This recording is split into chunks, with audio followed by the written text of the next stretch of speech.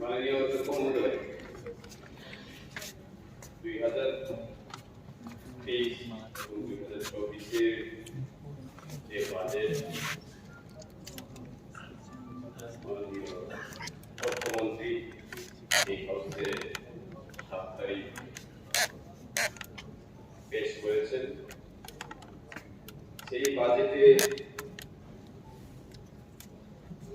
অনেকগুলি বিষয় নিয়ে হাউসে আলোচনা হয়েছে।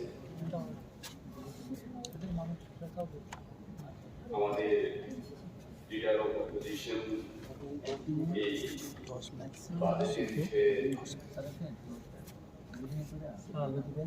যে পদ্ধতি উল্লেখ করেছেন সেটাকে সমর্থন করে আমি এই বাজেটের মধ্যে জনগণের জন্য স্পেশালি আমাদের ডিটিএডিসি এরিয়ার জন্য খুব সুবিধা হবে বলে আমি মনে করি। কারণ কিছুক্ষণ আগে আমরা শিক্ষা বিষয়ে প্রায় 1 ঘন্টার মতো আলোচনা হয়েছে। বাজেটের মধ্যে শিক্ষার জন্য আমাদের যে 19 নম্বর পয়েন্টে উল্লেখ করেছেন উনি, আমি আনন্দের সঙ্গে জানাচ্ছি যে বিএমএসএইচআরআই এবং বিদ্যাজ্যোতি প্রকল্পে 4টি সরকারি বিদ্যালয়কে আধুনিকীকরণ করা হবে। এরপর শিক্ষার পরিকাঠামো উন্নয়নের জন্য আগামী 5 বছরে 2000 টাকা খরচ করা হবে। মাননীয় অধ্যক্ষ মহোদয়, 2018 সাল থেকে আমি সিমনার কনস্টিটুয়েন্সির বিধায়ক হিসেবে রিপ্রেজেন্ট করছি, এখনো আছি। আমার এলাকায় এখন পর্যন্ত যখন থেকে আমি বিধায়ক হয়েছি তখন থেকে আমি অনেকবার চিঠি দিয়েছি যে আমার এলাকার স্কুলগুলিকে উন্নত করার জন্য, 2 স্টোরি বিল্ডিং করার জন্য এবং যে হাই স্কুলগুলিকে আপগ্রেডেশন করার জন্য পদক্ষেপ নেওয়ার জন্য। কিন্তু আমার এলাকায় এখনো অবধি একটা স্কুলও আমি 2 স্টোরি বিল্ডিং করতে পারি।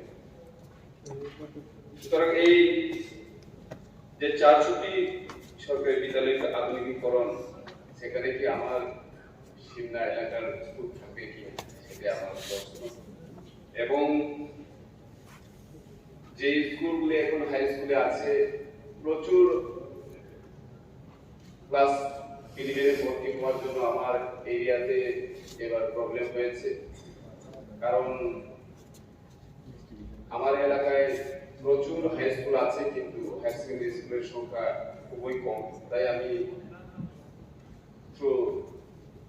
হাই সেকেন্ডারি ডাইরেক্টরের মাধ্যমে আমি মাননীয় মুখ্যমন্ত্রীকে চিঠিও লিখেছি এবং আপগ্রেডেশনের জন্য একটা স্কুল আখালিয়া হাই স্কুলকে 12 স্কুল করার জন্য প্রসেসে আছে। যদি মুখ্যমন্ত্রী দেখলে যদি গিয়ে থাকেন তাহলে ওটা কি অবস্থায় আছে এটা আমি জানতে চাই। এইভাবে আমাদের যে এডিসি এরিয়াতে শুধু স্কুলের ব্যাপার নয়, পানীয় জলের যে ব্যবস্থা ডিডব্লিউএস, এটা অতল জল দ্বারাই যে যে সুবিধাগুলি পাওয়ার কথা ছিল। আমি প্রথম থেকেই বলেছিলাম যে এডিসি এরিয়া সবসময় একটু হিলি এরিয়া থাকে, সেটা আখরমুড়া, লংতরাই, শাকান্তাং, আমার গড়মুড়া এলাকাই বলুন। ডিডব্লিউএস এর যে রিক মেশিনটা ঢুকে রিক মেশিন পর্যন্ত এখান থেকে জল তোলার ব্যবস্থা করতে পারে না, সেখান থেকে ইনোভেটিভ সিস্টেমে যাতে আবার গ্রামের জনগণরা যাতে জল পাওয়া যায় সেই বিভিন্ন ব্যবস্থা এখানে এই বাজেটে ডিডব্লিউএস এর জন্য অনেক টাকা বরাদ্দ করা হয়েছে। আমরা দেখা যায় প্র্যাকটিক্যাল করতে গেলে পরে অনেক কিছু অসুবিধার সম্মুখীন হয়। তাই আমি মনে করি স্পেশাল ভাবে এডিসি এরিয়ার জন্য, এডিসি এরিয়ার লোকেদের জন্য যাতে জলের ব্যবস্থার জন্য স্পেশাল ভাবে হাইলি ব্যবহার করেও যদি না হয়, তাহলে ইনোভেটিভ সিস্টেমে আমাদের জনগণকে প্রস্তুত পানীয় জল ব্যবস্থা করার জন্য আমি এখানে বলতে চাই। এবং পানীয় জলের সাথে সাথে পঞ্চায়েত ডিপার্টমেন্টে প্রচুর এখানে অর্থ দেওয়ার জন্য এখানে ঘোষণা করা হয়েছে। এখানে বলা হয়েছে আগামী 3 বছরে মিস্টার মডেল ভিলেজের আওতায় 120টি গ্রাম পঞ্চায়েত ভিলেজ কাউন্সিলকে মডেল ভিলেজ পরিণত করা হবে, যাতে অন্যেরা এইসব গ্রামগুলিকে অনুকরণ করতে পারে। আমি এর জন্য 8 কোটি টাকা ব্যয় করার প্রস্তাব রেখেছি। মাননীয় অধ্যক্ষ মহোদয়, আমার কনস্টিটুয়েন্সিতে, শুধু আমার কনস্টিটুয়েন্সি নয়, সারা ত্রিপুরার প্রচুর কনস্টিটুয়েন্সিতে মুখ্যমন্ত্রী চিফ মিনিস্টার মডেল ভিলেজ করা হয়েছে।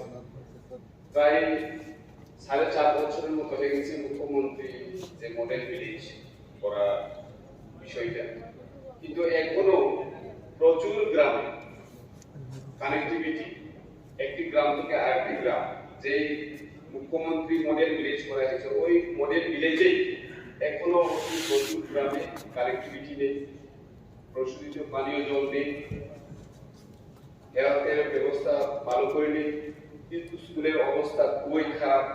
তাহলে এটাকে কিভাবে আমরা মডেল ভিলেজ বলতে পারি?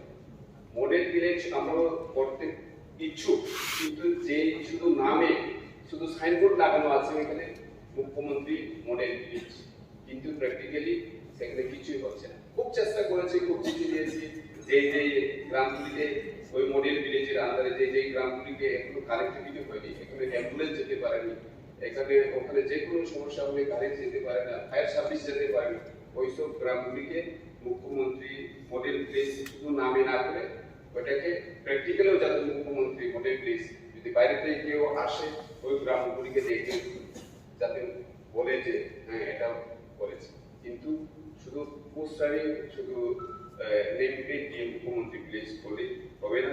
এবং পঞ্চায়েত ডিপার্টমেন্টের আন্ডারে আমাদের বিসি এবং ব্লকগুলি চলে, কিন্তু ব্লকগুলির আন্ডারে এখন বিসি যেভাবে চলছে, বিসি সব অথরিটির কাছে, কিন্তু বিসি ইলেকশন এখনো হচ্ছে, প্রায় 2 বছর পেরিয়ে গেছে।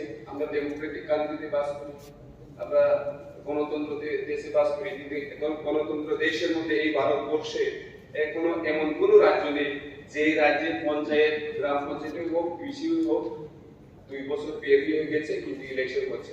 রাজ্য সরকার কি করছে? সেখানে আমাদের প্রশ্ন। কারণ যদি আমরা বিসি ইলেকশন না হই, ওইখানে বিসির যে কর্মকর্তারা, যারা মেম্বার, চেয়ারম্যান, প্রধানরা থাকবেন, তারা কিভাবে কাজ চালাবে? ওখানে এখন রাজ্য সরকার বলছে এনসি অথরিটি থেকে যে চেয়ারম্যান, ভাইস চেয়ারম্যান করা হচ্ছে, ওদের কথাই চলবে না। তাহলে এখানে শুধু পঞ্চায়েত ইনচার্জের কোথায় কাজ চলছে? এভাবে কিভাবে উপজাতি এরিয়ার, এডিসি এরিয়ার লোকেরা সরকারি সুযোগ সুবিধা পাবেন সেদিকে বিবেচনা করা উচিত, এবং সেই বিষয় নিয়ে এই বাজেটে করা উচিত ছিল। নেক্সট আসবো আমি রেভিনিউ ডিপার্টমেন্ট। রেভিনিউ ডিপার্টমেন্টে এখানে বলা হয়েছে, আমাদের অর্থমন্ত্রী বলছে আমি উদয়পুর এবং ধর্মনগরে 67.20 কোটি টাকা ব্যয়ে নতুন জেলা শাসক কার্যালয় নির্মাণ প্রস্তাব করছি। Sabroom, Udaipur, Kailashahar, Kumarghat SDM office building এবং এসডিএম রেসিডেন্সিয়াল কোয়ার্টার্স নির্মাণের জন্য আমি আরো 27.99 লক্ষ টাকা ব্যয় করার প্রস্তাব রেখেছি। সেটা দেখে আমার খুবই কষ্ট হয়েছে যে আমি মুখ্যমন্ত্রীকে একটা চিঠি দিয়েছিলাম যে আমার সিংহা এলাকায় একটা ব্লক রয়েছে, সেটা হচ্ছে হেজামারা ব্লক, তার পাশাপাশি আরেকটা আরডি ব্লক রয়েছে, সেটা হচ্ছে লেফুঙ্গা ব্লক। সেই হেজামারা ব্লক এবং লেফুঙ্গা ব্লককে নিয়ে, দুটি ব্লককে নিয়ে একটা এসডিএম করা যায়, তাহলে সেই এসডিএম অফিসটা হলে পরে আমাদের ভারতবর্ষের যে প্রধানমন্ত্রী মোদীজি ওনার যে ইচ্ছা যে সবকা সাথ সবকা বিকাশ এই মন্ত্রকে আমরাও বিশ্বাস করি। তাই বলে আমি মুখ্যমন্ত্রীকে চিঠি দিয়েছিলাম যাতে আমাদের প্রশাসনিক যে সুযোগ সুবিধাগুলি আমাদের গ্রামগঞ্জে যারা বসবাস করছেন তারা যাতে গ্রামের পাশে যদি আমাদের এসডিএম এর সুবিধাগুলি পাওয়া যায় সেগুলি সেই কথাগুলি মাথায় রেখেই আমি ওই চিঠিটা দিয়েছিলাম। কিন্তু খুবই দুঃখজনক এখানে শুধু সাবরুম উদয়পুর কৈলাসহর কুমারঘাট এই সকল বেস করেই শুধু জেনারেল এরিয়াটাকে বেস করেই যদি আমাদের এসডিএম ডিএম অফিসগুলি থাকে তাহলে আমরা কেন চাইবো না নেতাকে বলে মাননীয় ওদিন আমাদের আনন্দ ভাই বলেছেন গ্রেটার ত্রিপুরার কোনদিন সম্ভব হবে না। এরকমই যদি আমাদের ত্রিপুরার যে পরিস্থিতি হয় স্কুল কলেজ রাস্তাঘাট পানীয় জল স্বাস্থ্য এবং এসডিএম অফিস ডিএম অফিস যদি আমরা চাই বারবার চিঠি দেওয়া সত্ত্বেও যদি না হয় আমরা কেন গ্রেটার ত্রিপুরা চাইবো না? এবং গ্রেটার ত্রিপুরার কেউ বিরুদ্ধে নয়, কোনো ধর্ম এবং কোনো জাতির বিরুদ্ধে নয়। আমরা জানি ত্রিপুরা রাজ্য ছোট্ট, কিন্তু ছোট্ট হলেও এখানে যে পরিস্থিতিতে যে লেভেলে ডেভেলপ হওয়ার কথা এভাবে হচ্ছে না। স্মার্ট সিটি হচ্ছে, স্মার্ট মিউনিসিপ্যাল কাউন্সিল হচ্ছে, আমাদের এক্সিস্টিং এরিয়াতে কয়টি স্মার্ট এরিয়া আছে এই। সুতরাং ডেভেলপমেন্ট ক্ষেত্রে যাতে প্যারালাল ভাবে হয়, যাতে এক্সিস্টিং এরিয়াতে ডেভেলপমেন্ট হয়, সেইভাবে যদি আমাদের বাজেটে যদি ধরা থাকতো তাহলে আমরা খুবই আনন্দ হতাম। আমরা জানি যে রাজ্য বাদ হলে করে রাজ্য বেশি হলে পরে উন্নতি হয়, এটা সবাই জানে। আমরা জানি এই পৃথিবীতে আমেরিকা সব থেকে উন্নত দেশ বলে আমরা জানি। আমেরিকাতে মাত্র 32 কোটি মানুষ বসবাস করে। সেই 32 কোটি মানুষের জন্য কয়টি রাজ্য ওখানে? 50টি রাজ্য আছে। এইভাবে ওরা ডেভেলপ হয়েছে।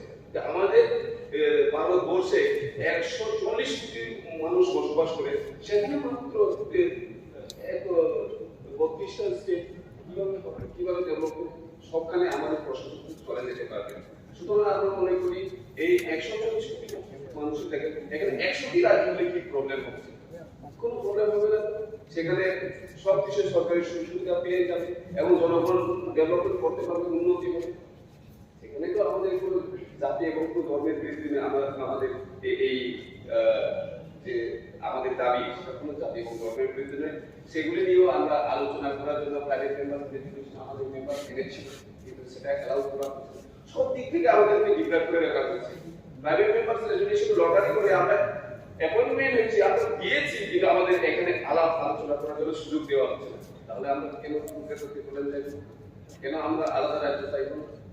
এখানে তো আমরা কোনো কাউকে বিরোধ করে কোনো কিছু বলিনি এবং বলবো না। আসুন এগুলি আলোচনা করা দরকার ছিল। এবং আমি লর ব্যাপারে একটু বিশ্লেষণ করতে চাই। এখানে ল ব্যাপারে অনেক কিছু বাজেট রাখা হয়েছে, লোক আদালত থেকে আরম্ভ করে জম্মু জেলা সচিব বাজার আদালত নির্মাণ করা, এই সকল আমরা দেখেছি। কিন্তু ল ডিপার্টমেন্টেও আমাদেরকে কম ভাবে ডিক্লেয়ার করে। আমি ল মিনিস্টারের কোচের এই বিষয়টা পরিষ্কারভাবে এই হাউসে আজকে আনতে চাই। ত্রিপুরা রাজ্যে পাবলিক প্রসিকিউটর যারা সরকারের জন্য আইনিভাবে অ্যাডভোকেট হয়, এপিপি, প্রচুর সংখ্যক এপিপি অ্যাপয়েন্টমেন্ট হয়। কিন্তু আমাদের এসটিরা যারা এসসি, আমি শুধু এসসি কথা বলছি না, এখানে এসসি সবাইকে ডিপ্রাইভ করে রাখা হয়েছে। যেখানে আমাদের 31% আমাদের কাগজপত্রে আমরা এসটিরা ওইখানেও অ্যাপয়েন্টমেন্ট পাওয়া দরকার ছিল। টিচার বলুন, পিডব্লিউডি ইঞ্জিনিয়ার বলুন, সমস্ত ডিপার্টমেন্টে আমাদের রিজার্ভেশন থাকে। কিন্তু এই এপিপি নিয়োগের ক্ষেত্রে রিজার্ভেশন হচ্ছে না কেন? সেটা আমি মাননীয় ল মিনিস্টারের কাছে এটা জানতে চাইব এবং এই বিষয়টা সিরিয়াসলি ভাবে যাতে দেখা হয় সেগুলি আমি জানতে চাইবো এবং এই বিলটাতে এইগুলি নিয়ে পরিষ্কার দেখা যায়। সুতরাং এই বিলটিকে আমি স্ট্রংলি রিকোয়েস্ট করছি আগামী দিনগুলিতে যাতে বিল করার এরকম আমাদের বাজেট করার সময় আমাদের বলা হয় আমরা আমাদের যে আমি সেখানে রাখতে পারবো এবং কিভাবে আমাদের